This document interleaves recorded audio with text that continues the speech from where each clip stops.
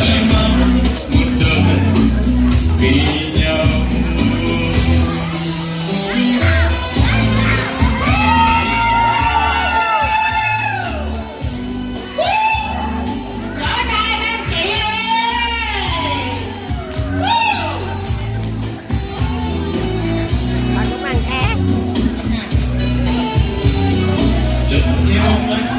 Đời xưa ngày buồn đời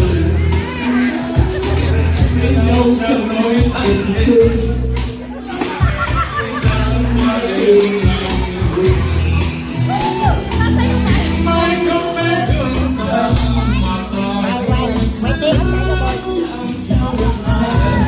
mình chưa thuộc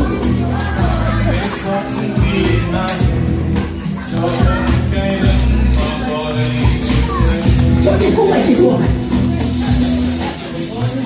Bây giờ mình bằng tất cả cuộc đời em hãy suốt thế trời còn là đặc biệt ngồi chơi với bạn mình còn tay nắm tay